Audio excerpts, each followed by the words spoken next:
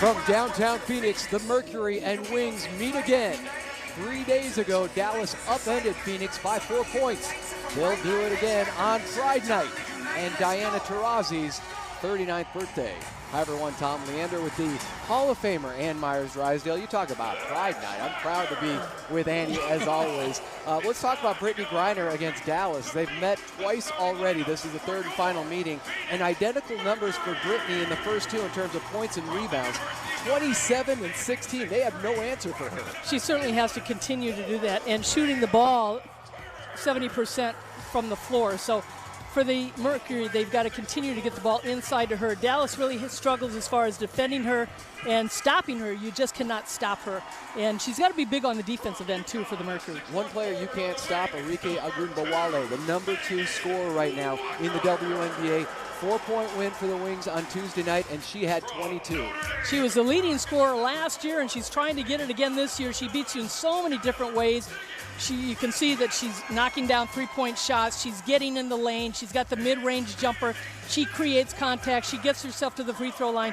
She'll rebound, but she is so aggressive, and she just keeps coming at you like a locomotive. And she has reinforcements now. Alicia Gray, Satu Sabali, this team, the Dallas Wings now at full strength. We'll take a break. Skylar Diggins-Smith against her former team tried to rally Phoenix in that meeting on Tuesday. Came up a little short. We'll have the starting lineups and the opening tip on the other side. Up, and away from downtown Phoenix, the Wings and the Mercury. Phoenix coming in 5-4 on the season. The Wings 4-5, but Annie, they are hot. They've won 3 of their last 4 games, including that victory here in Phoenix Tuesday night. And that one loss was against the Mercury. Kia Nurse into the lane, scoops it up, couldn't get it. Yeah, I really think Kia Nurse, if she has a good game for the Mercury, they've got a great chance of winning this game. But she was 1 of 7 from 3. She really struggles scoring-wise, but she works so hard on the defensive end. Yeah, so did Mabry, too. Marina Mabry was 1 of 7 deep for Dallas. So Wings on the board first. Now, the Wings do such a nice job with their penetration in the lane. Skylar Diggins-Smith. A floater along the lane. So it was a 4-point win for Dallas on Tuesday. We mentioned Arike had 22, Mabry 14, and a big drive late in a 2-point game. With about 10 seconds to go, it was Marina Mabry with a shot that put away the Mercury. And Harrison along the baseline. Yeah, right away. Check that. That's Collier, not Isabel Harrison. Well, so that is the #1 overall pick, Charlie Collier. And the Wings start off 2 of 2 from the floor. They are the #1 rebounding team in the league.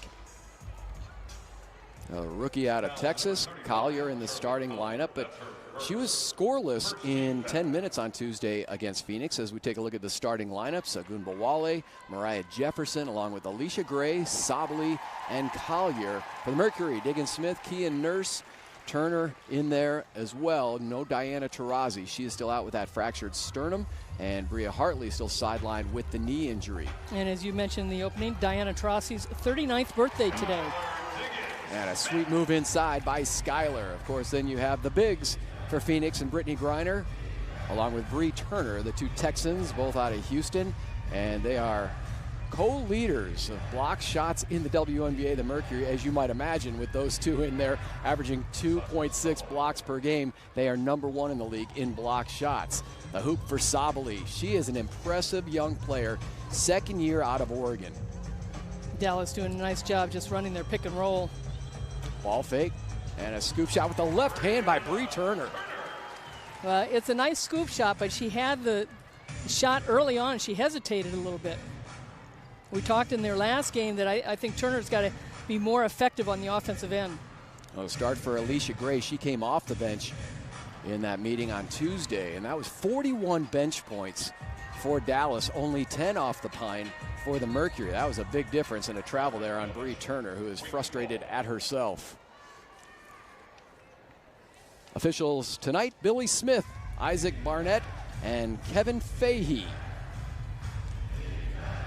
The Mercury falling to the Wings Tuesday, 85-81. That ended their 3-game win streak. Too strong, and the long rebound out to Skylar Diggins-Smith. She does a little bit of everything. She is a possible triple-double every time that ball goes up. And there is Griner, just comes off the rim. Did not miss much in the first 2 meetings against Dallas this season. Yeah, and when you're that close in, I think the glass is such a friend of yours that as a big that you need to use the glass more, which you don't see in the pro game or in the college game used a lot. And how about Collier comes out and hits her first 2 shots after going scoreless in 10 minutes earlier this week against Phoenix. Impressive start and a live turnover for Phoenix, and here comes Mariah Jefferson all the way. Yeah, Dallas has come out strong. They're very efficient on their offense, and that pick and roll by the Mercury certainly wasn't looking for it. Early 6-point lead for Dallas, trying to sweep the Mercury this week. And Dallas playing excellent basketball under their first-year head coach Vicki Johnson. And forcing the action was Kia Nurse, and she earns a ticket to the line. Well, it didn't look real smooth on that offensive play by the Mercury, but Nurse getting herself to the free throw line, and certainly, again, seeing Brittany Griner outside that paint area. This health update brought to you by Banner Health, official healthcare partner of the Mercury. Bria and Diana both out, and Diana, as we talked about, her birthday, and even though she is not suited up, very vocal and still active on the bench. Brittany Griner was asked about Diana Taurasi and having to play without her, and saying, yes, we don't have our floor general, and she demands so much of all the players when she's playing and even when she's not. And that's one of the things when Brittany Griner came to Phoenix, and it was Diana Taurasi, and the sense it was Diana's team, but Brittany Griner wanted to step up and have it her team also. So this is a great opportunity, even though Skylar Diggins-Smith has kind of become that leader, that Brittany Griner needs to step up more, I think, as far as taking control as the leader of this team. Well, you talk about the upcoming Olympics, too. She was asked about possibly going to Tokyo to play on the U.S. Olympic team, and Skylar Diggins-Smith and even Diana Taurasi still with that injury could be on that squad. And head coach Sandy Brondello will be heading there with the Australian national team. Bella Allery has come in off the Dallas bench. On the baseline, there's Alicia Gray, straight but strong. And the outlet whipped ahead by Griner to Skylar Diggins-Smith. Goes up with that left, couldn't finish. Chasing down the rebound, and down goes Bree Turner, and they'll give it to Dallas. Mercury did a nice job on the defensive glass. They got out and running.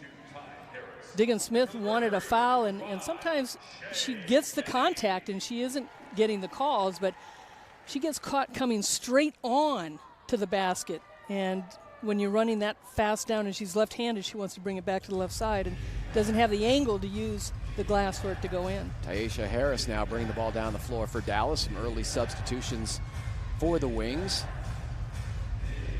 Well, and Vicki Johnson has the luxury of using that bench. Oh, great defense right there by Walker. Megan Walker. And but Vicki Johnson able to go deep into the bench, because a lot of these players have been not only stars at their colleges, but stars in the WNBA. But there's a drive right there, and good defense by Walker. And so you've got a little bit more rested players for the Wings when they come out there. A 4-point lead for Dallas. And a slow start so far for Ogunbowale, who has it now, defended by Shea Petty. Enrique's only taken 1 shot here in the first quarter. At the shot clock buzzer, an offensive rebound reset by Bella Allery into the lane. There's the scoop shot by Enrique Ogunbowale. And Bella Allery's done a terrific job on the boards for Vicki Johnson. Yeah, the She Wings had 7 rebounds in that game on Tuesday. Yeah, the Wings had 12 offensive rebounds in that game. Against the double team, they still spot Brittany Griner, who finishes in the paint. No, she had a great position to use the glass that time. Griner's first bucket. Allery at the high post. And a dribble handoff. Ogunbowale launches, and Bree Turner pulls it away from Brittany Griner. I think they have their own little personal challenge as to who will get the most rebounds, who will have the most blocks. A friendly wager on a nightly basis between Griner and Bree Turner. Megan Walker hoists it up. Going after the offensive rebound was Griner, and out of the pack came Sabali, and a loose ball foul will be on Brittany Griner of the Phoenix Mercury. We'll get our first time out. Dallas on top of Phoenix, 12-8 here from downtown Phoenix on Pride Night. In celebration of Pride Night and Pride Month presented by Deloitte, the WNBA will collaborate with GLSEN and Fanatics on an exclusive line of Pride apparel including Fanatics branded WNBA t-shirts.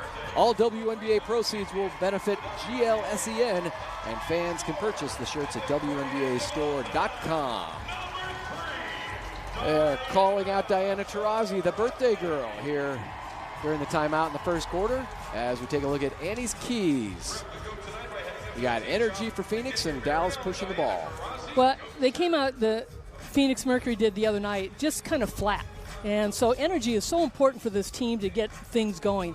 And then for Dallas, they push the ball. They get into their offense. They get into their rebounding. They get things as far as controlling the pace by pushing the ball. And right now, they've been able to do that. Dallas early on shooting 55% from the field. They are 6 of 11, and they will reset that inbounds. Phoenix, meanwhile, just 3 of 8 from the field. That's 38% as they trail by 4. Mercury will be back in action here at home on Sunday against New York. And just crazy to look at the schedule for the Liberty, Annie, because they're 5-4 as well as Phoenix, but they will have had 8 days off between games. They'll be playing June 5th and then again on June 13th. You can say it's a positive in the sense that they get to practice and rest players, or is it tough because you're not playing the games enough? Bella Allery inside, trying to take it in for Dallas, and the whistle will put her at the line. A career 83% shooter from the stripe, 5th overall in the 2020 draft, and I will do my very best not to talk too much about Bella Allery, but there is a personal connection there, as her father played high school basketball here in Phoenix at Brophy College Prep, and good personal friends, and she was a star at Princeton. And Mark Allery, her father, ended up playing for the Duke Blue Devils, went on to the NBA to play for the Denver Nuggets and the Washington Bullets at the time. Well, she was a 3-time Ivy League Player of the Year and averaged 23 points her senior year.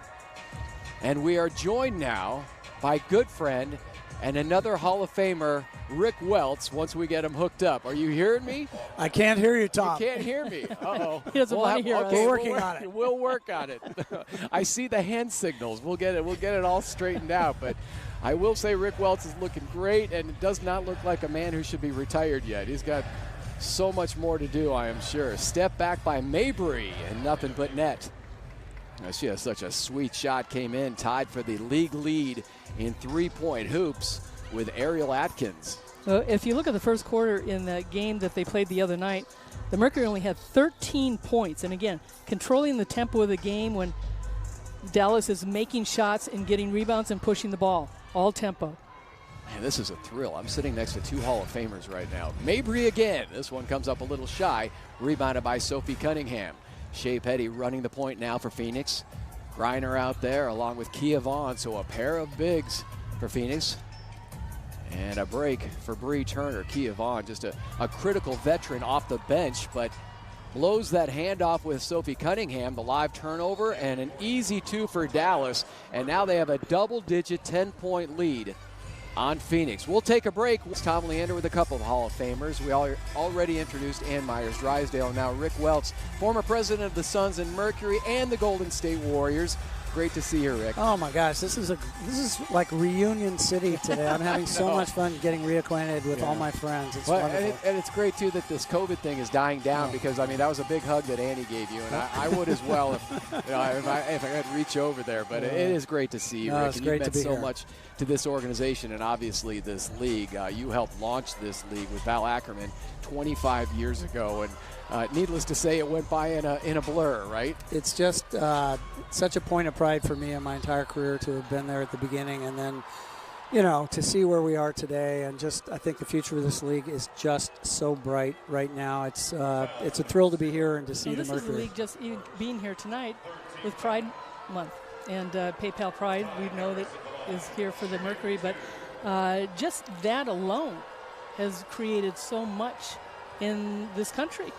Well, not just the league. I think this league, above all others, has really taken a stand amongst its players of standing for the right things and being vocal about it and embracing everyone. Everybody's welcome here. And, that's really the only thing we're trying to say. But you have to be so proud of the players of the WNBA, especially in the bubble last year. Like what they did, I think, was noticed around the world.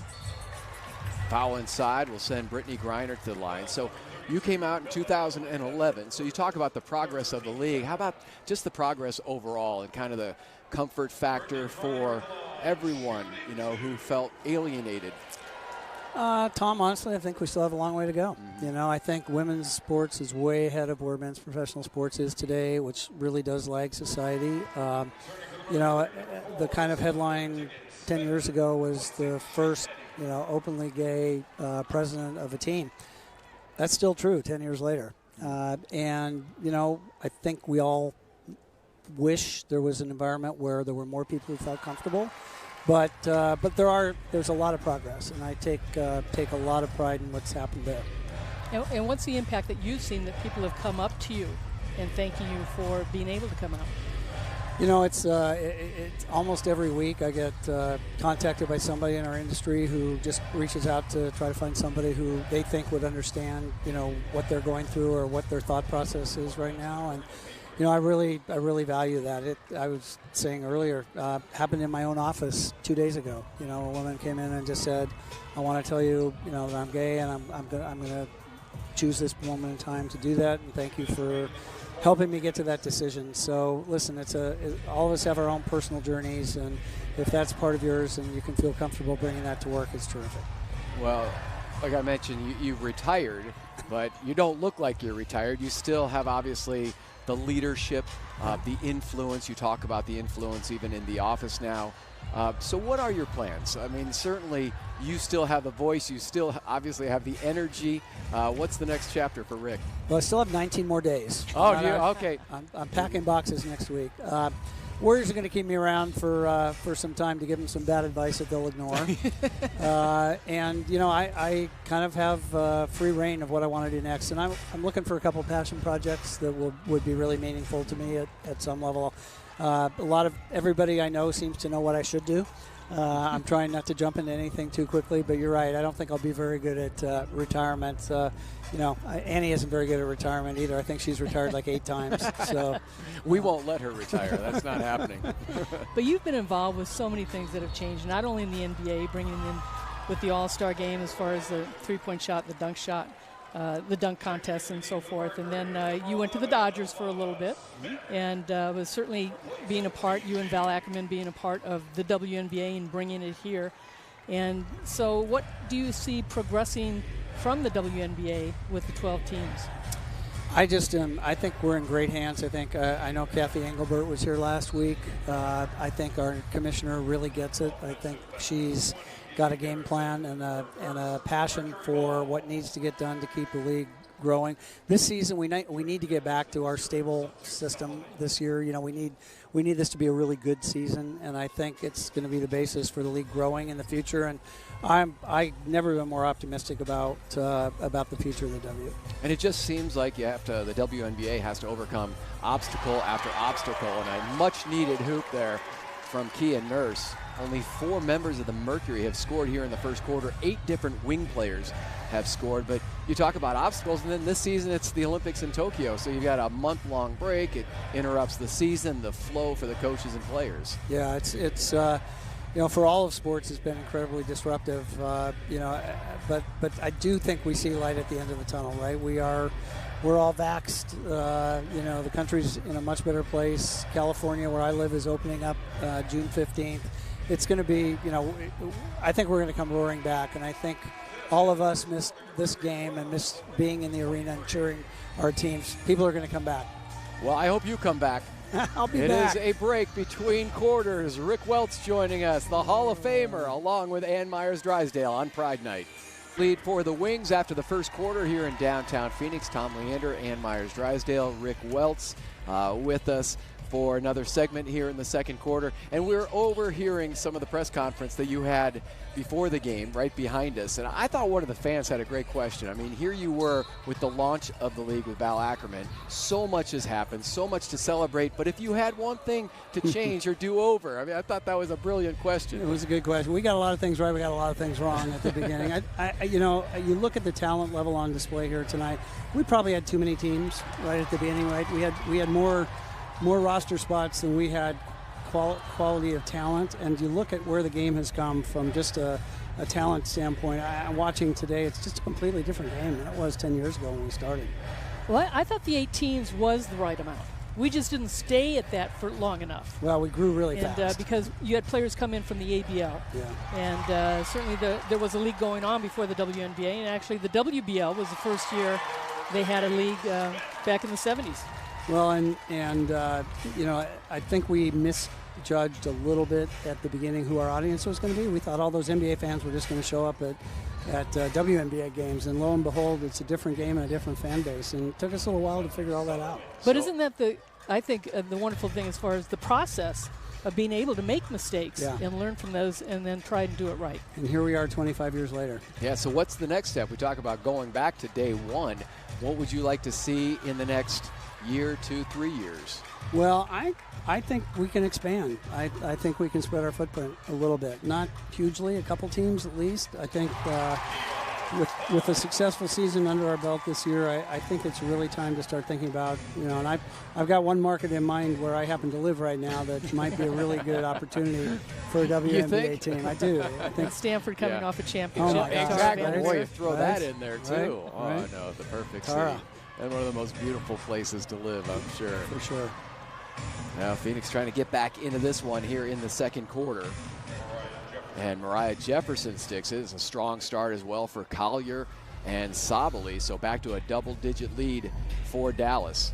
Well, and a lot of change, too, with social media today.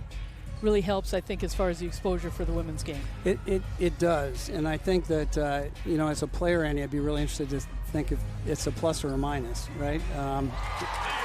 It's, you know, our players today are subjected to so much more scrutiny than they ever have been, and there's a real upside to that in their popularity and their personal brands, but there's also, you know, a dark side to that too, where it's not always the kindest place to live in social media. So we have to try to harness the good and try to limit the bad, but it's definitely a part of the engine that historically hasn't existed. And now we're starting to see more freedom of movement for these players in terms of their own free agency and seeing them move from city to city. I mean, who would have thought Candace Parker would go from LA to Chicago? So I know that's making these players happier and giving them more freedom to choose where they want to play.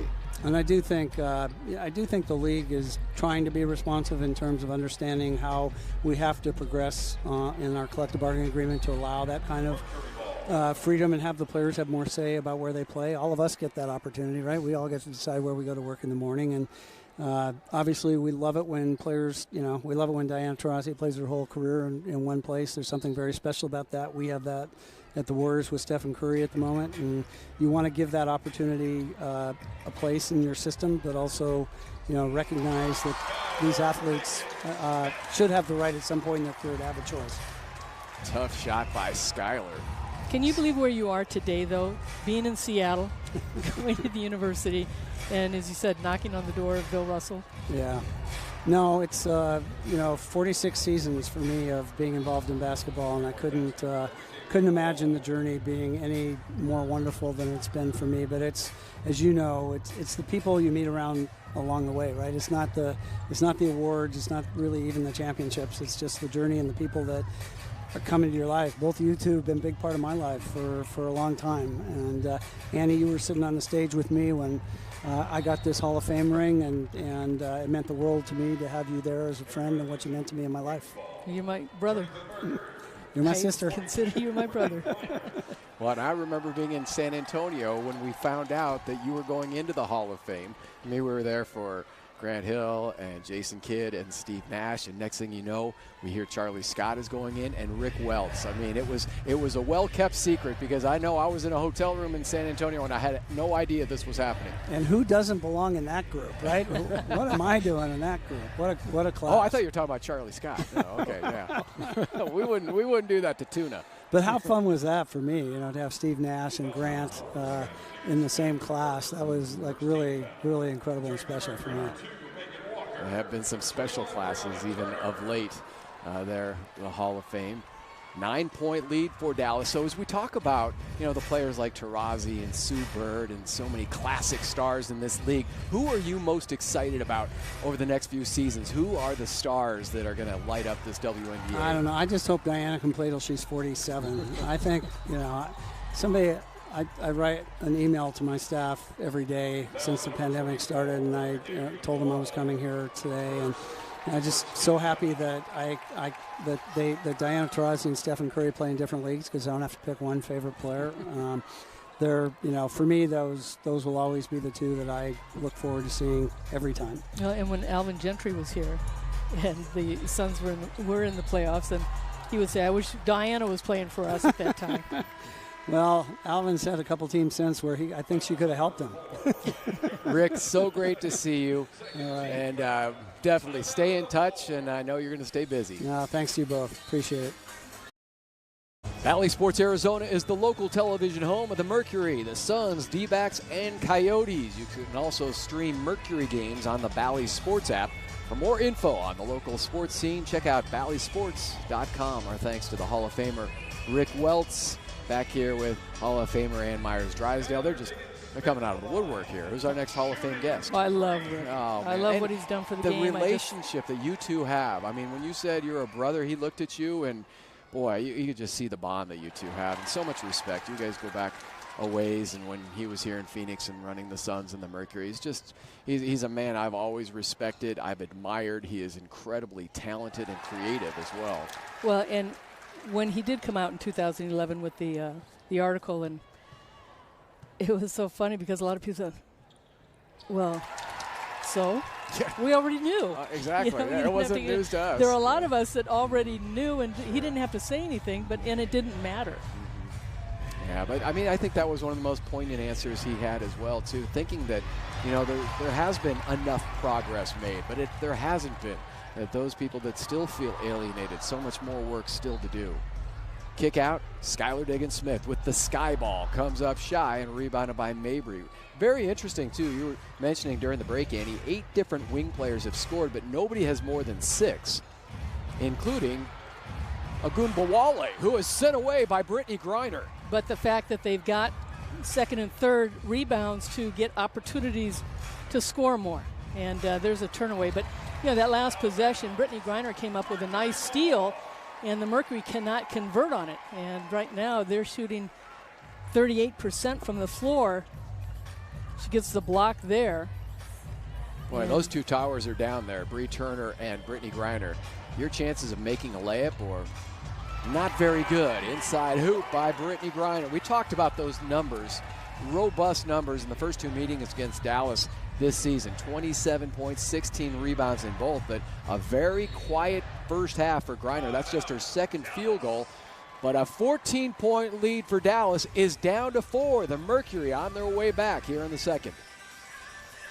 Phoenix has cut into Dallas's lead, chiseling 10 points away to make it a 30-26 game. Diana Taurasi on her 39th birthday, hoping to return maybe after the upcoming road trip for the Phoenix Mercury. Sandy Brondello was talking about the status and the progress of that fractured sternum. It was interesting, too, as Rick Welts joined us. He said, "Man, I had a fractured sternum, too," and that is one of the most painful things because, there's just nothing you can do for it. It's like broken ribs. You just have to basically let them heal. He said he was 10. He was 10. He was 10 when it happened. I've had it playing ball, too. But it's very difficult to breathe, and certainly it was a lot different as far as physical therapy and trainers and everything that they had way back in the 70s than they do today. And so I know Diana Taurasi is getting great treatment. So what is the goal for Phoenix, Annie? I mean, is it to stay around the 500 level, or do they have bigger aspirations while their superstars on the bench? Absolutely. I think going into each game, they've got to win. And certainly playing Dallas, they know that they're capable of beating them. These teams have split. This is the rubber match game. And Ogunbowale with a big-time shot. And she has moved into the number 2 spot scoring-wise past Jonquel Jones, who has left Connecticut. to go play over in Bosnia, and then also Stewart. And trailing only Tina Charles inside. Missed by Griner, cleans up her own mess. Looked like that first one was going to fall, and she's grabbing her left side. It looks like she may have taken a little shot to the rib. Now, first of all, Tina Charles had 31 the other night against the Sparks, but Griner getting inside. She misses this one, but then comes right back, and as you said, I had seen her a few days ago, and she had said that she has gotten hit in the chest in the Vegas game by Cam Beige. And so that really had hurt, and then she had gotten hit in the next game too. But, you know, she goes out there and she's got a lot of injuries that she does play with. Yeah, we talk about that too because of her size. I mean, somebody turns on her and those elbows are going to come in the midsection. And so traveling violation on Dallas, turns it back over to Phoenix in a 3-point game under 4 minutes to go here in the second quarter. This Wings team, before coming to Phoenix, had a couple of dramatic games in Everett, Washington against the Storm. Had a Jewel Lloyd 3 that beat Dallas in overtime. As Griner goes glass, comes off, and ripped out of there by Bella Allery. And then it was Arike Agunbowale who had a 3 with under a second to go in regulation in the second game to win it for Dallas. And that was her season high, 28 points. In and out. Allery Another just offensive rebound for Bella Allery. Yeah, that ball just bouncing over Brittany Griner's head, and Allery doing a nice job on the rebound. And Dallas struggling from Threeville, only 2 of 10 from far away. Off balance, leaning to her left, fading away. It's Arike Agunbowale with the stick. Well, those 17 rebounds has allowed the Wings to get 5 more shot opportunities. Diggin Smith over to Kia Nurse.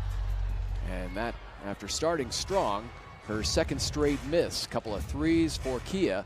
She has 8. Skylar Diggin Smith leading the way for Phoenix with 9. Leading scorer is Agunbowale. She has 9 for the Wings. Yeah, good hustle play by Nurse coming up with that rebound because Allery had it in her hands. Offensive foul. Offensive foul, number 2. On Megan Walker. So she was busted for that contact foul. We'll give it to Dallas. Dallas, after this one, they are off to Vegas. They take on the Aces on Sunday, and then they're going to host the Lynx twice, Thursday and Saturday of next week. Yeah, this first half, the Mercury have felt out of sync. I mean, they went through the little stretch here in the second quarter where they started to get things going, but they just haven't really looked as smooth offensively as the Wings have. Baseline shot by Kayla Thornton. And for Kayla, that's her second hoop in off the bench. And she is such a rugged defender, one of the top defenders in the paint in the league. And she can step out on the perimeter, just incredibly versatile and tough. Step through by Brittany Griner past Allery. Yeah, she had to go through 3 people to go under and then get that ball off the glass. And she has come to life here in the second quarter. Fourth hoop, 10 points. First player in double figures in this one. Inside of 2 minutes to go. Arike trying a little skip pass to Allery, goes untouched out of bounds. Yeah, Ogunbowale did a nice job as far as getting the defense on her back. And as you said, maybe that pass wasn't high enough. Nearly a turnover for Phoenix. Petty out there running the point. Bree Turner inside. Griner spins on Allery and misses right at the cup. Blown layup by Brittany. Back comes Dallas. And then now they throw it away. Chasing it down was Kia Nurse. Phoenix will have it. Now Griner now 4 of 9 from the floor. You want to get her the ball, but the other thing is for the Mercury, their outside players have to start hitting shots. They're 2 of 8 from 3-point range, and that's one of the things that Sandy Brondello has talked about. The perimeter players, you get the ball inside to your 6'9 center, and she's going to get double, triple teams. Somebody's going to be open, but you've got to knock the shots down. That was the 10th turnover for Dallas. Griner once again right at the rim. I like that move, turning over her right shoulder. Allery trying to do everything she can. Isabel Harrison was one of the primary defenders and really didn't have much of a shot on Tuesday. They've thrown just about everybody at Brittany Griner in the first 3 games this year. Step back by Alicia Gray. She is lethal. What a terrific player. 5th-year player out of South Carolina. Only 9 points, though, in that game Tuesday. Skylar Diggins Smith launches and rebounded by Harris. Taisha Harris, and she also out of South Carolina with Alicia Gray. They both won that title together. For Dawn Staley, who will be the Olympic coach. Yeah, the 3-on-3 coach. Excuse me, that is the Kara Lawson will be Kara the Lawson, that's right, because I was thinking about Alicia Gray and going for that 3-on-3 team in Tokyo, and they did qualify, and that was, you're right, Kara Lawson coaching that team. Dawn Staley has the 5-on-5 team. You gotta get used to this 3-on-3 format. Too deep for Shea Petty. Well, the other thing is, too, with the Mercury right here in this first half, they are one and done on their shots. So Alicia Gray qualifying the 3-on-3 tournament in Tokyo as they went undefeated in Austria, but that also forced her to miss a handful of games for this Dallas team. Final seconds, first half. Harris kills the dribble, nowhere to go. And then the three rims in and out for the Wings, and we have hit halftime with a 7-point lead for Dallas. Stay with us at halftime as Mercury Guard and Suns pregame analyst Skylar Diggins-Smith breaks down the pick and roll play of NBA All-Star Chris Paul. And the Mercury celebrate Pride Night, brought to you by PayPal. It's a 40-33 Dallas lead at the break. Phoenix Mercury basketball is brought to you by Michelob Ultra. Enjoy like a pro. First Bank. First Bank is proud to be the official bank of the Phoenix Mercury. First Bank, banking for good, member FDIC. And by Gila River Hotels and Casinos, Arizona's official sports headquarters. Back here in downtown Phoenix, halftime between the Wings and the Phoenix Mercury, a 7-point edge for Dallas at the break. Tom Leander with you, the Hall of Famer Ann Myers-Drysdale conducting yet another interview with fellow Hall of Famer Rick Welch for the crowd here in Phoenix tonight. She will be joining us obviously for the second half. Biggest lead for Dallas in the first half was 14. It was a very slow start for Phoenix. They only had 12 points in the first quarter. They came to life in the second with 21. Arike Agunbowale heading for double figures again. That would be 47 in a row. She has 9 points on 4 of 10 shooting. The Wings, though, have really struggled from three-point range, just 2 of 11 deep. Then you have the defense from Brittany Griner. She also brought her offense in the second quarter, takes the feed inside, spinning on Isabel Harrison. And Griner, 9 of her 12 points in the second quarter, going to work here now on Bella Allery. But Phoenix shot only 39% from the field, and they were just 2 of 10 from three-point range. And you see Dallas shooting 47% from the field in the first half, Phoenix under 40%. And really the story, once again for Dallas, the bench points. Their bench outscored Phoenix here on Tuesday night 41-10.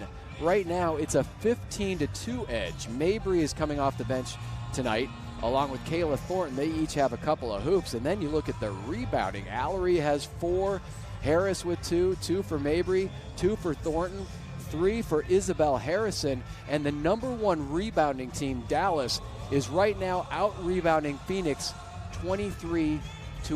Some of the main factors as to why Dallas has that 7-point lead at the break. The only bench points for Phoenix coming from Kia Vaughn, 2 points. She had the 1 field goal, and that's it for the Phoenix bench. So the Mercury getting set for game number 3, the second half, game number 3 of the season against the Wings. They split the first 2, each team winning by 4. Phoenix won by 4 in Dallas, and then Tuesday night here in Phoenix, it was the Wings winning it 85-81. So the rubber match between these two teams in their final matchup before the Mercury then take on New York here Sunday at 3 p.m., and that can be seen on Bally Sports.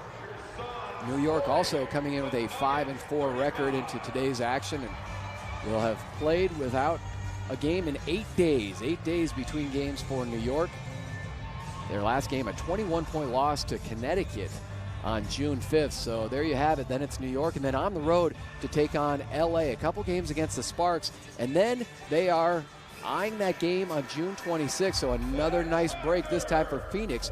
8 days between games, and that's when they hope to have Diana Taurasi hopefully returning from her fractured sternum on June 26th back here in Phoenix against Los Angeles. As you take a look at the standings coming into today's action, Connecticut and Seattle tied at the top at 8-2. The Storm in Atlanta tonight.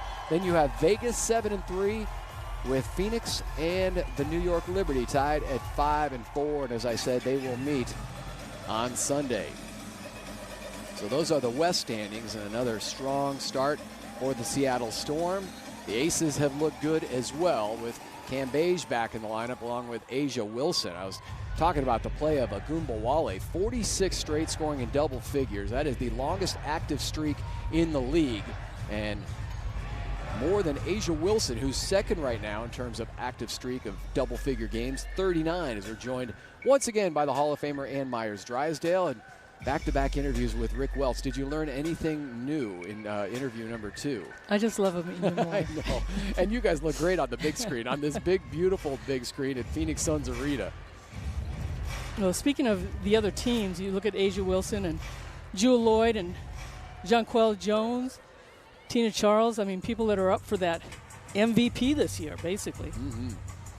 Bucket for Alicia Gray back in the starting lineup. That's her second hoop, just 2 of 6 from the field, but she brings so much more, too, in terms of rebounds, assists, and then steals on the run out. Blocked there by Skylar Diggins-Smith, atoning for the turnover by Phoenix. Yeah, Skylar recovering on that play, and it's a tough pass, too, when you're in the middle of the court and you don't have the angle. It's a long pass, but the lefty, Gray, going to that side, gets it blocked. Yeah, she's part of that Phoenix SWAT team. Brittany Griner was talking about it. Sure, Brittany and Bree Turner are 1 and 2, tied for the league lead in blocks, but Skylar Diggins is a sneaky shot blocker. She has just perfect timing. Well, she's so aggressive, too. She doesn't quit on a play. Ultimate competitor. Mariah Jefferson punches in. A rare three-pointer for either team, and now Dallas 3 of 13 from far away. I mentioned Phoenix has missed 9 of their 11 three-point attempts. Now the Dallas Wings have out-rebounded the Mercury 25-12. And you look at the bench production rebounding-wise. They came in and just crashed the boards. Allery and Harris and Mabry and Thornton and Isabel Harrison. This is a deep Dallas roster. And a very interesting roster, too, as we see Sandy Brondello, the head coach of the Mercury. But this Dallas team, 3 of the top 7 picks a year ago in 2020. 3 of the top 7. Then they had 3 of the top 5 picks in 2021, just a few months ago. Collier went number 1. Kuir, number 2. We haven't seen her, or Dungy, who is the 5th overall pick. And a lot they are of that, stockpiling young talent. Well, a lot of that has to do, too, they had Liz Cambage when they were in Tulsa, along with Skylar Diggins-Smith. And both those players, because they were high draft picks, Cambage number 1 and number 3 for Skylar Diggins-Smith, and the shot knocked down by Ogumbawale. But, you know, when you trade big names like that, you expect high draft picks, and they also have a couple number 1s next year. Yeah, very similar to what Oklahoma City has done in the NBA. Kia Vaughn with the good look deep inside. Yeah, nice pass by Diggins-Smith. That's the 3rd assist, and only 9 total for the Mercury. Well, those easy buckets, but even with Brittany Griner in double figures with 12, there were 2 or 3 missed layups that she had in the first half. Yeah, Griner shooting 50%, where there's another big Griner block. with a swat. Adding to her total. That's her 2nd block of the night. Yeah, she and Turner are number 1 and 2 in blocked shots in the league. Yeah, Griner coming in, averaging 18 points, 10 boards. She's 2nd in the league in rebounding, and as you mentioned, tied with Turner in rejections. Ogumbawale just going underneath and trying to scoop it over, or I should say under Griner, and Griner gets a hand on it. 13-point Dallas lead. Phoenix made that move in the second quarter behind Griner, and there she is with the finger roll. It's one of the few very easily executed offensive plays for the Mercury. She has been right there at the rim numerous times. We saw Kia Vaughn just moments ago as well, attacking that interior defense of Dallas. Now, the Wings had a 14-point lead in that first half, and the Mercury cut it to 3. But the Wings come out, and they're shooting again, being very aggressive, getting a lot of shots at the basket. They've got 44 shots to 35 for the Mercury. And Satu Sabali at the line, couple free throws coming. Give me the scouting report on Sabali. I really haven't had a chance to see her play much other than on tape in that game on Tuesday. And I mentioned just the fluidity of her game. She has the size. She has a pretty left-handed stroke. Well, at 6'4", she came into Oregon playing for Kelly Graves as a freshman, was just so smooth. And with her size, she's so athletic. Taken number 2 overall, and then Allery went number 5, followed by Taisha Harris at 7. She was on that all-rookie team in 2020, but she had some back issues and also a concussion in that bubble last year. But she only played 3 years. She came at Oregon, came out early. Kia Vaughn has not missed in 3 attempts, makes an 11-point game. Runner by Gray, rebounded, tossed up by Collier, and it falls. She had a strong start in this game. One of the reasons why Dallas built that early 14-point lead. Their biggest has been 15, nearing the 6-minute mark as they are up now by 13. Skylar Diggins scooping it off the glass, drawing the contact, and earning a ticket to the line. Now Collier's got her average. She averages 4 points and just over 4 rebounds, and she's got 6 points and the 4 rebounds. And Skylar having just a tremendous run right now for Phoenix. The last 5 games averaging 22 and 6 assists. Right now she's 5th in the league in assists at 5 per game, but obviously has upped her production in the absence of Diana Taurasi. But that's kind of the question, and we go back to that with Diana Taurasi being out. Like, are there enough offensive weapons on this team? Obviously Griner can give you 27 or 30, and then you have Skylar, Kia Nurse. We haven't seen that much offense from her yet as she's starting to get comfortable within the system, and they're going to need those other players to fill in the gaps until Diana Taurasi does return. And Nurse has had a couple good games, and obviously she's in there for her defense also, but really an excellent three-point shooter. She stepped up last year in New York when Ionescu went out, and they're going to call a foul on that. And a bucket and one for Sabali. Again, Sabali's so athletic.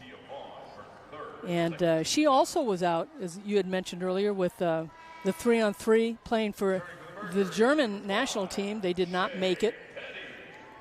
But she obviously hopes to make the regular Olympic team. Well, if they qualify. Exactly. But what a talent she is. Going back to Kia Nurse, too, I mean, she has shown the flashes of the offense. The Mercury know that she has it in her. Averaged 12 per game last year in New York, but hit that 40-foot game winner at the buzzer to beat Chicago. So when they needed Kia the most, she certainly stepped up in that situation. Well, Diggins Smith is averaging almost 20 points a game, and Griner 18 a game, and right now they're not even close to that in this game. I mean, Griner's got 14, but she's 6 of 11, and she has to get, I think, at least, about 10 more shots. Get herself to the free throw line, which she is 2 of 3, and I think that that's an important part of her game too, getting to the line and getting the opponent in foul trouble. Yeah, an important 5+ minutes here in the third quarter as Dallas has built its biggest lead up by 16. Taisha Harris now pulls it back and shoots over Kia Nurse. Back iron and a long rebound into the hands of Kia. Well, and certainly a lot of long rebounds for Dallas because they've been getting a lot of outside shots.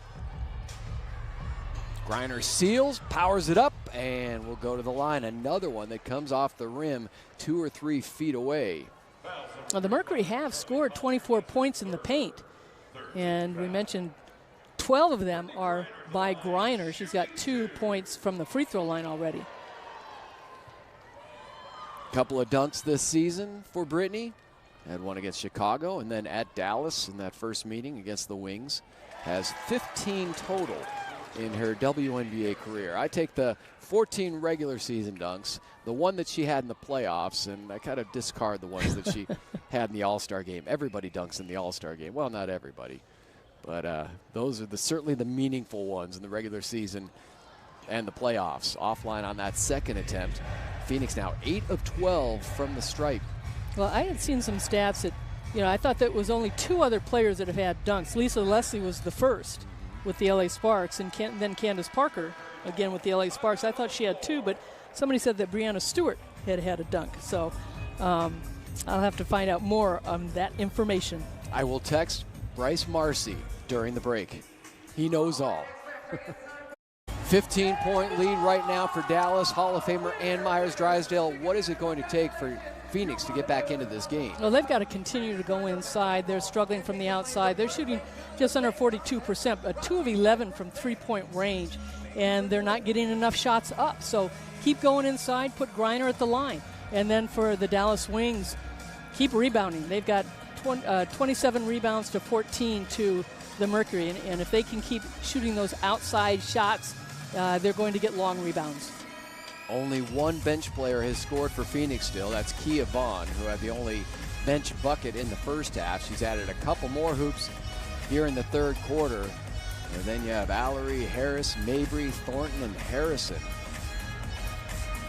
combining for 16 points so far for Dallas. It has been consistent production for that unit. Although it has changed because now Mabry coming in off the bench as Alicia Gray has been inserted into the starting lineup by their head coach, Vicki Johnson. A lot of options on this Dallas team. Low block, Kia Vaughn goes to the left shoulder, jump hook, rebounded, and Brittany Griner back to the line. Another one that just comes off the rim on that follow-up attempt by Brittany. Yeah, and Sandy Brondello has put Kia Vaughn in there to put a double post down low, so it makes it difficult to double or triple team Brittany Griner. And Kia Vaughn, she's got a one-on-one situation, can knock some of those shots down. That'll be beneficial for the Mercury. Griner good to go on the first toss. The first 2 games against Dallas this season, a combined 23 of 33 from the field, and 6 of 11 so far here tonight. 2-time Defensive Player of the Year, and trying to work on yet another double-double as she leads this Phoenix franchise in that category. Skylar Diggins-Smith taking on her former team. She joined Phoenix last season in the Wubble. And so far for Skylar, 9 points, but only 3 of 10 shooting so far for Skylar. Expect her to pick up that production here late in the third quarter into the fourth. Off the miss, rebounded by Nurse. Nurse is just looks so steady out there, always under control, draws a contact on a Agunbawale. She's one of those players that can play out on the wing, can bring the ball down the floor, and is a fantastic defender. The hockey mentality. Yeah, exactly. That's the Canadian in her.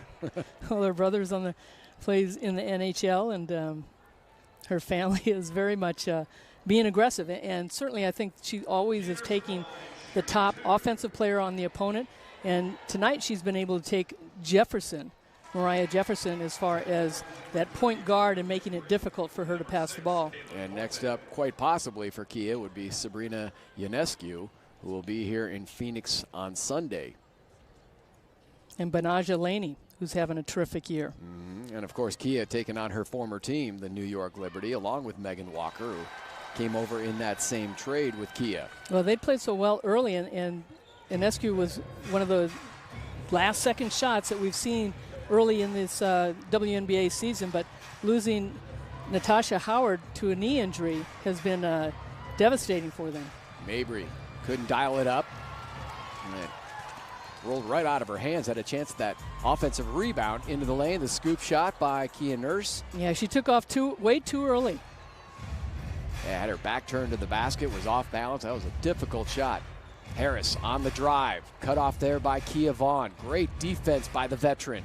Sticking with the point guard Harris. The pass tipped by Shea Petty, but put in by Bella Allery. 50-50 ball. Petty does a nice defensive play, gets it up in the air, but Allery comes up with it. Second field goal off the bench for Bella Allery. 6 points, 4 rebounds. She definitely has been making the most of her minutes. Sophie Cunningham turns it over and then commits the foul. Yeah, tough turnover. She had a nice little pump fake and then drove into the middle, right into the teeth of the defense. And the Wings come up with it. They're off and running. And Cunningham, unfortunately, sometimes this season she's been caught for those fouls running next to the offensive player right at midcourt. And you can see the frustration on her face, too. She's really trying to find her niche, find her role on this team this season. Well, she knows what it is. She knows she's supposed to bring energy. And she does bring that energy, and she's aggressive on the defensive end. She's just trying to get some of her shots to fall down for her. Griner with her 6th rebound. Skylar directing traffic, sends Cunningham to the opposite corner. Kia Vaughn rolls, and now posting up inside. Shot clock down to 3. Petty. Kia Vaughn there for the offensive rebound. Shoots over Allery. Back iron. And then goes out of bounds. Phoenix will have it as it goes off of Isabel Harrison. That's a break for the Mercury. And Griner right there to tap it off the Wings' hand. But, you know, opportunities for the Mercury, they're continuing to shoot poorly. 36.6% from the floor.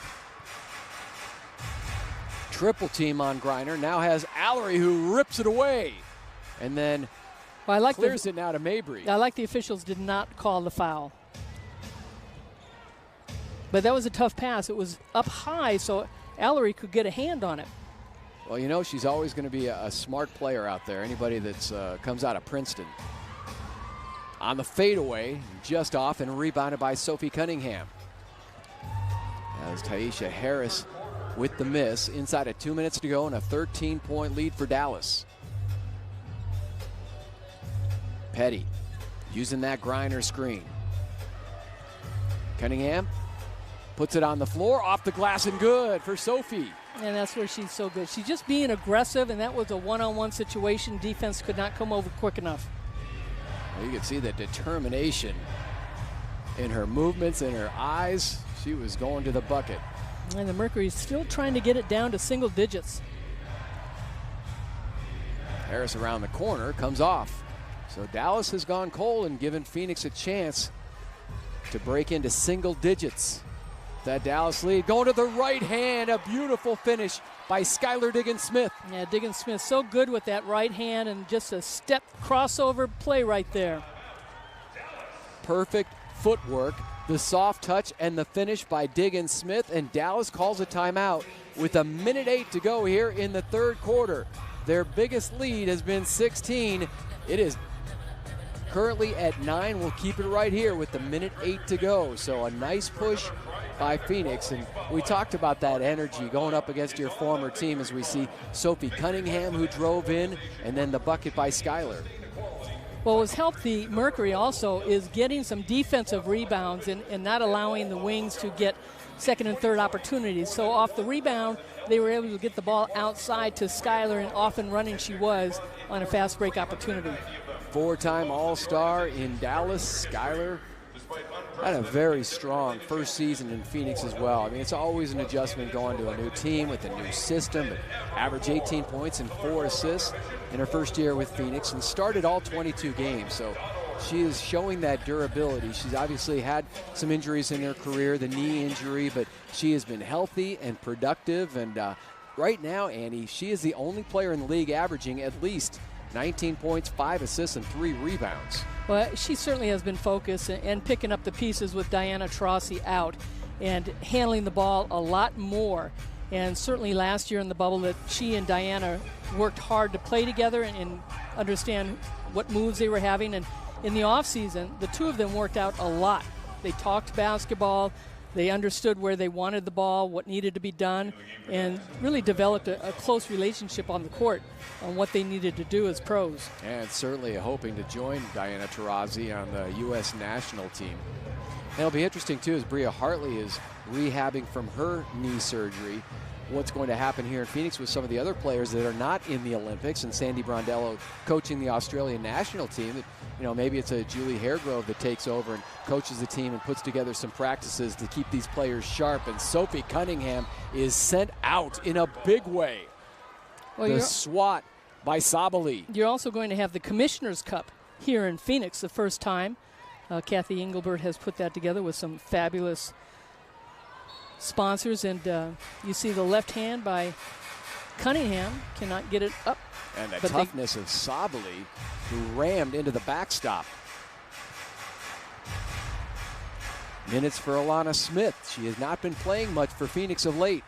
Crossover, Diggins-Smith trying to get into the lane. Blocked by Mabry. Ball bounces around, finally tipped over to Mabry. Up ahead, Gray blocked there by Sophie Cunningham. Both teams with the block party here in the third quarter. Yeah, both teams, as you said, doing a nice job on the defensive end and just getting their hands up in the air. And Cunningham back on defense. She stays backhand straight up. Inside of 20 seconds to go. Dallas still sitting on that 9-point lead. Mabry, and she's another player that can fill up the stat sheet, scoring and rebounding and assists. Taking her time, down to 4, down to 3, breaking free inside, blocked from behind. Megan Walker blocks Harrison, and Phoenix will have it with 2.9 to go. My goodness, I can't recall so many blocks in one quarter combined by both teams. See if Phoenix can get a shot off here, and looked like it was a little late, and we are headed to the 4th and final quarter here from downtown Phoenix. Mercury made a move and are within 9 as we head to the 4th. 1 in 10 students drop out of school due to repeated bullying. Learn the warning signs at muststopbullying.org. 23-14, actually check that, a 30-23 rebounding advantage for Dallas. In the assist department, 14-12 in favor of Dallas. So Phoenix has actually closed that gap on the boards, which has just been dominated by the Wings as they go to the, okay, I'm trying not to listen to the public address announcer because they just gave the score of the Suns game. Trying not to, I'm trying not to look exactly, and unfortunately I just heard it, and sorry, I was distracted. I'm hoping not to look at my phone. I'm not looking at Twitter. Charlie Brown. No. I want to go home. I want to watch it from the start, and I don't want to know the result. Well, the Mercury, they've done a great job getting themselves to the free throw line. They are 12 of 16, and Griner is 5 of 7. And Nurse has gotten there 4 of 4.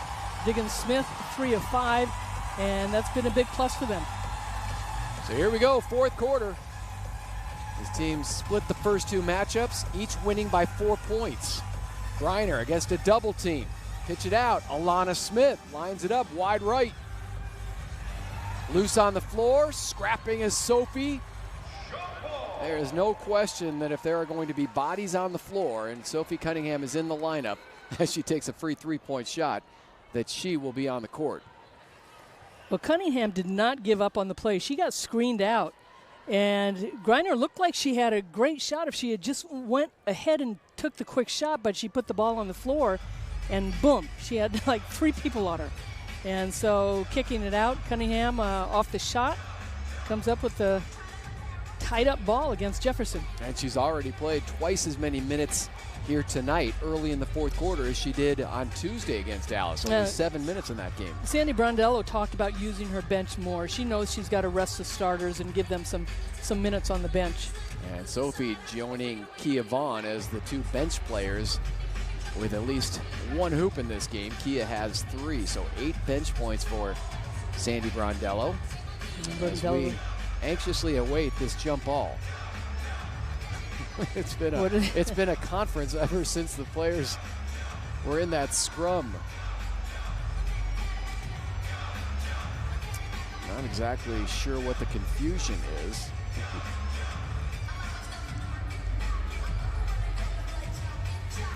Dallas trying to hit the 500 mark with a win. Vicki Johnson and her troops would move to 5-5 if they can knock off Phoenix and win the 2 games here in the Valley. Well, and that's a smart play by Vicki Johnson. Jefferson went over there to find out what she wanted, and I knew it was going to happen. As soon as the ball went up, she ran out of the circle because it was an easy basket off the tip, and we saw Griner scored. But now the Mercury have to take the ball out of bounds. Yeah, so after all that, it was an illegal jump ball, and Phoenix will have it on the side. Griner low block, defended there by Allery, holds her ground. Long stride by Griner, spins off, boarded by Bella. 5th rebound for Allery. The Wings have made it tough for Griner. She's only shooting 50% in this game.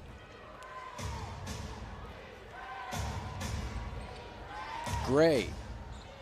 She'll try to stroke one there over Griner, but too long. And here comes Megan Walker, another one of those versatile Mercury players who can bring it down the floor and set up the offense. Smith zips it over to Sophie. Step up 2-pointer. Wow.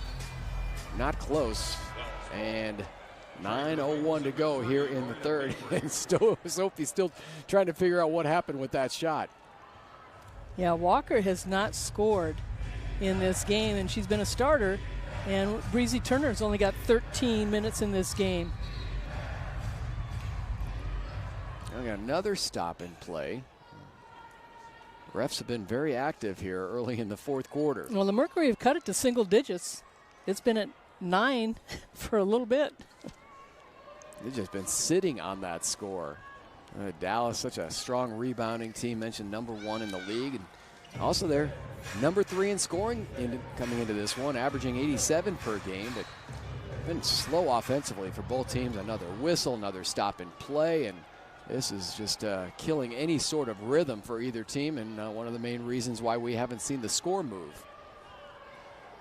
Maybe that's what it is. Maybe there's a problem at the scores table. Maybe the button is stuck, and actually there has been some scoring. We just haven't noticed it. But it has been very choppy here late in the third and into the fourth quarter. Here we go again. Mabry to trigger it. Popping out is Sabally. Drives on Smith. Kicks it back out. Agunbowale drills a three. Ripping the cords. And Enrique now with 15 points. Yeah, she's just had a solid game. 3 of 5 from three-point range. She's got 3 rebounds, but, you know, she just, being on the court, you know she's going to make something happen. Cunningham around the perimeter gives it up to Griner. Fadeaway, Megan Walker, soft touch, gets the bounce. Double figure scoring the last 3 games for Megan, going 11, 11, and 10. Now Walker at 6'1", she's got good size and knows how to post up. Just her first field goal of the game. Mabry got to close out on her, puts it on the floor, step back on Cunningham, got it. Tough shot to defend. Well, they want to play fast pace. They have to honor that 3, couple of dribbles, hits the brakes, creates some space, and Mabry in her starting role. They're coming off the bench with 7 points now. She started on Tuesday, and back comes Alana Smith. 3-point hit, and for Phoenix now, much needed basket. That's only the second 3 she's hit this season. And just the third 3 of the night for Phoenix, 3 of 14. Back to a 9-point Dallas lead. Sabally from the elbow, rips it. Well, their last 3 possessions have just been so easy. And everything looks easy to Sabally. I mean, just whether it's putting the ball on the floor, driving into the hoop, pull-up jumpers. Her defense is solid, and a bank shot there by Brittany. When it's one-on-one with Allery, Brittany Griner has the advantage, and when she can go in there and make the quick decision, she's going to have a positive result. Sabally pulls it back on Griner now. Drives to her right, off the glass. Yeah, she's left-handed and just makes a great scoop shot going to the right. A little English on that. Another hoop for Sabally. Megan Walker tried to tee up a 3. And then ripping around the rebound was Mariah Jefferson. Jefferson averaging 18 minutes this season for Vicki Johnson. Agunbowale on an island against Alana Smith. There's Sabally again, bucket and 1. Chance at a 3-point play for Satu Sabally. And Sabally just showing her strength also as Skylar Diggins-Smith reached in there, and you see Walker turning her shoulder on her, but putting that in right-handed. We said she's a left-handed shooter. And you know she's capable of big nights. Last season had a 23-point, 17-rebound game against Indiana in her rookie season. Comes up way short on that free throw, but there's Bella Allery to pick it up. Another attempt coming for Dallas with that 13-point lead. Phoenix cannot afford those miscues. A missed free throw, bounce in the lane, and was picked up by Allery. How about Allery? 6 points, 6 rebounds. She's 2 of 4, but she's done such a terrific job on the defensive end, too. Oh, and just overall, the rebounding, 34 boards for Dallas. And they have Sabally has 5 boards, 4 for Collier. But their bench, again, their bench has been, you know, so supportive. Yep, Harrison off the bench, 5 rebounds, deep 3. Enrique drills it. And Agunbowale now has 18 to lead Dallas. 19 for Brittany Griner, but Phoenix looks up at the scoreboard, and they are down 16. Phoenix and Dallas trying to pick up some ground in the standings. Seattle winning again over the Atlanta Dream. So now the Storm on top with a 9-2 record, as Jewel Lloyd had 20, Brianna Stewart had 18 in that victory over Atlanta. Connecticut 8-2. And Stewart also had 13 rebounds. Yeah, just so talented. Again, that's, you look at that Connecticut team, and we had a chance to see them in person, and how strong they are physically, the size, the skill players, and how deep they are. But yeah, you certainly, there's no doubt that, I mean, these records are speaking for themselves when you look at Seattle and Connecticut right now. Vegas, obviously, they're going to be a threat. They're 7-3, and then after that, it's just a lot of teams bunched up around the 500 mark. Now Washington trying to make a push with Natasha Cloud and Tina Charles. And Chicago.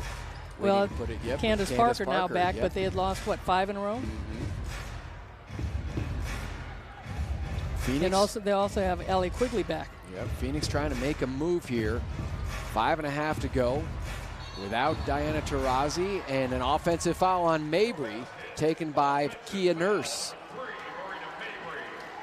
If you're just joining us, Diana Taurasi's 39th birthday. She is still out with that fractured sternum. Bria Hartley, a player who had 3 20-point games last season for Phoenix, still rehabbing that knee. As you see Diana.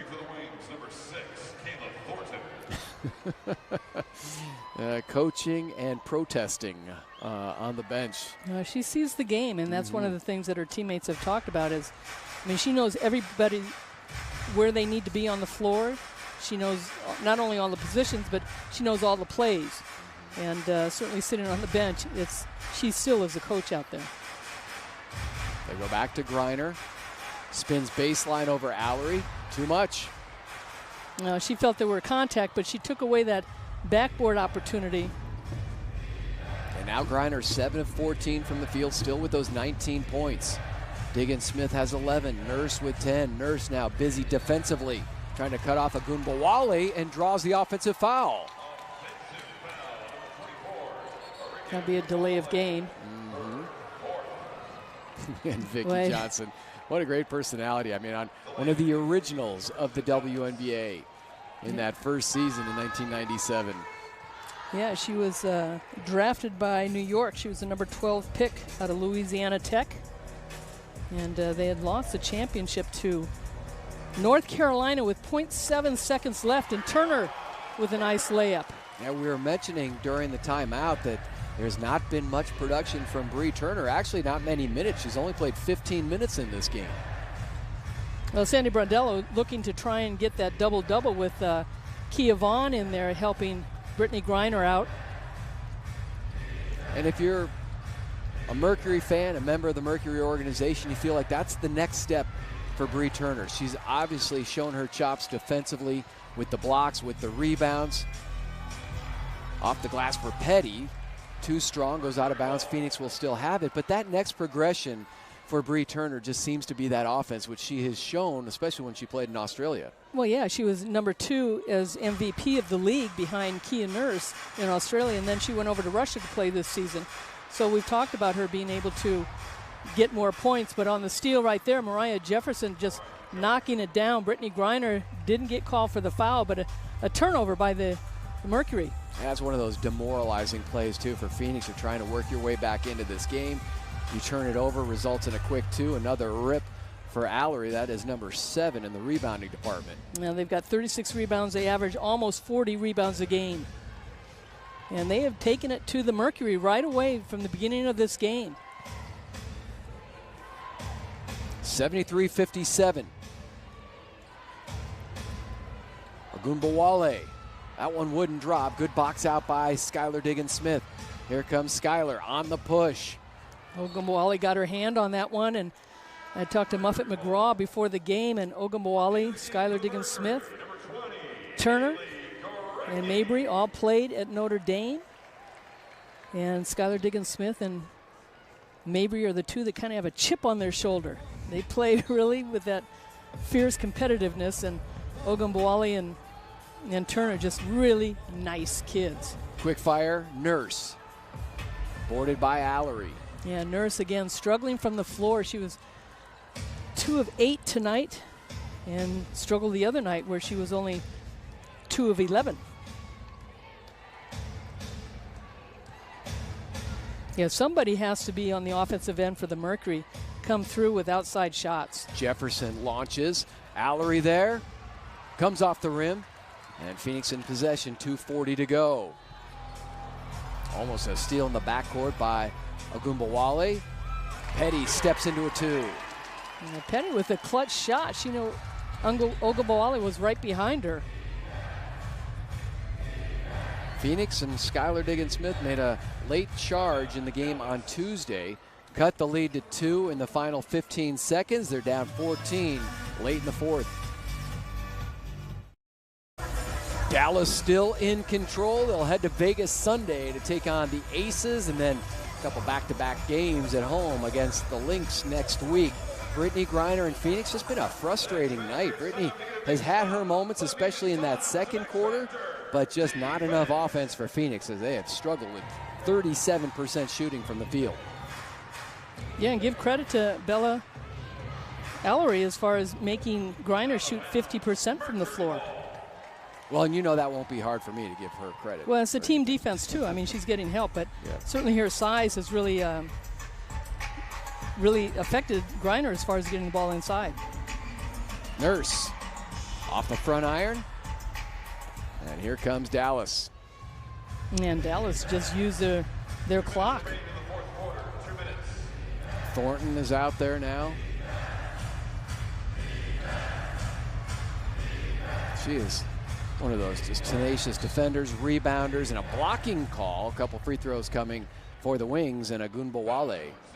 That's one of those times, too, when you're trying to get back into a game. You're trying to force a turnover, get out on the break. But when you have a scorer like Ogunbowale, who can basically get to the basket, draw contact, she has a three-point range. I mean, what a weapon to have for any team when you just have a go-to scorer like that, as she's number 2 in the league right now. Well, certainly we saw that when she was at Notre Dame in the Final Fours and hitting last-second shots, and she hit the last-second shot against Seattle a few nights ago. And this is her 47th double-digit scoring streak, which is a WNBA longest active record.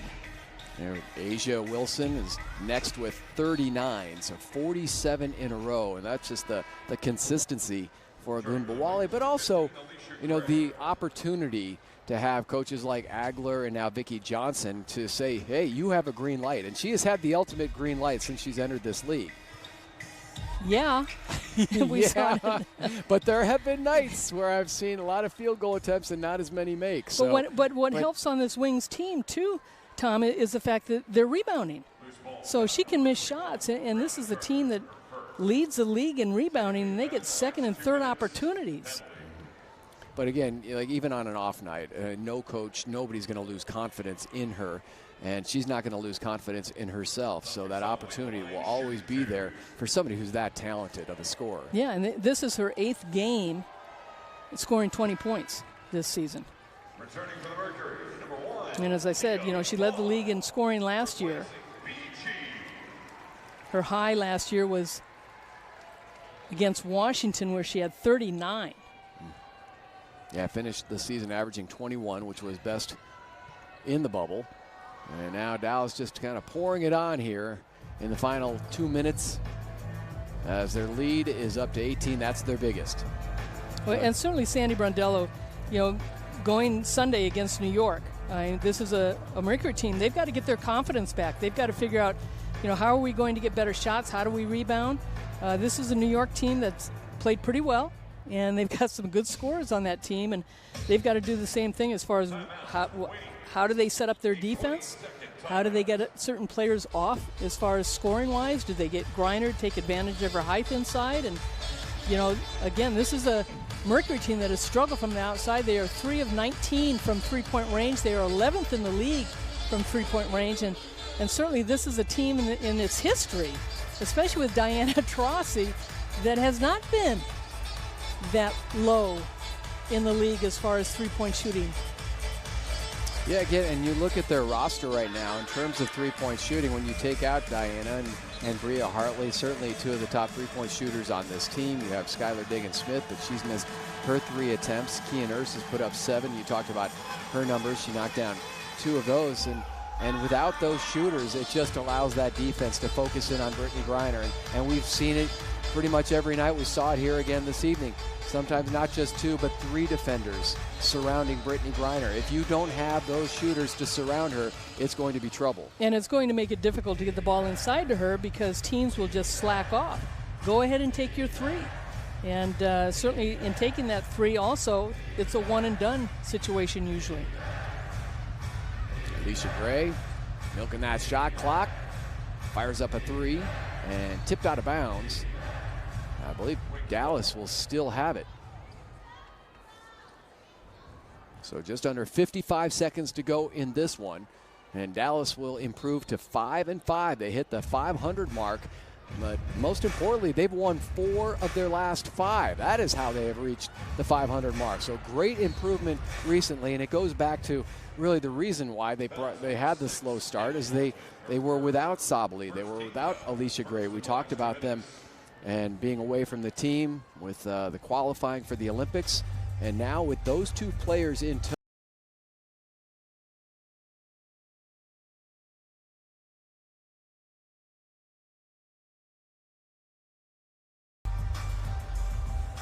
wouldn't go and goes out of bounds. Dallas will have it.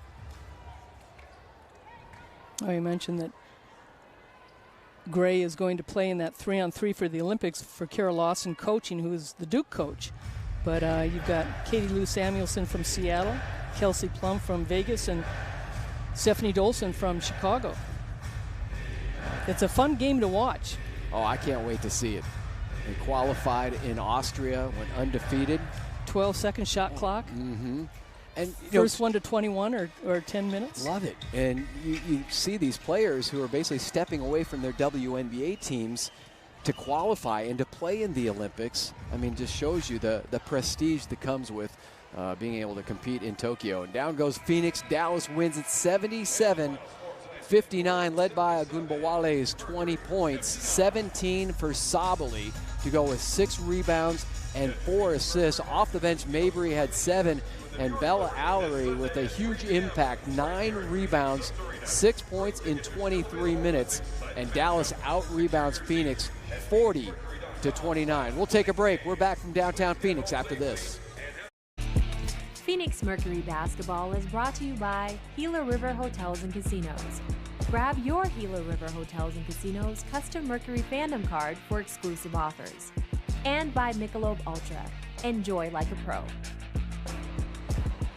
Dallas Wings now have won 4 of their last 5. They win 2 in downtown Phoenix this week. Tom Leander and the Hall of Famer Ann Myers-Drysdale. And really, Annie, this game was not all that competitive. Phoenix never led. Dallas had control from the beginning. Phoenix made a couple of runs, but really in the second half, it was just too much board work by Dallas. The threes by Arike Agunbowale, and then you have Satu Sabali, too. The 2 of them together combining for 37 points. You mentioned about energy for the Phoenix Mercury coming into this game, and certainly the energy was all about the Dallas Wings. And Arike Ogunbowale, 20 points, and she scored from 3-point range. She scored inside. I mean, she's so pretty to watch, and she gets it done on the defensive end too. She's very aggressive. And Sabali had one of her better games since she's been back, 17 points, 6 rebounds, and she got to the free throw line. She was 6 of 8 from the floor and 5 of 6 from the free throw line. But, you know, Sabali is so difficult to guard because at 6'4", she has the ability to shoot the 3-point shot. But, you know, really the fact that Dallas can rebound like they rebound and gives their team an opportunity to score 2nd and 3rd, 4th opportunities. And neither team shot the 3 ball particularly well. 6 of 22 for Dallas. 4 of those 6 makes were from Arike Agunbowale. And then for Phoenix, they missed 17 of their 20 3-point attempts. Just not enough support there for Brittany Griner, who finished with 19 points. Great to be with you as always, Annie. Thanks so much to our fearless leader, Bob Adlock and his crew. Goldie, Mark Goldberg, Dave Grappentine, Eddie Dean, Ryan Bafalukas, Brianna Jonellis, our crew here from Phoenix. Thanks for watching tonight's game on WNBA League Pass. Our next telecast is Sunday, this Sunday, June 13th, when the Mercury host Sabrina Ionescu and the New York Liberty, 3 p.m. on Bally Sports Plus. See you then.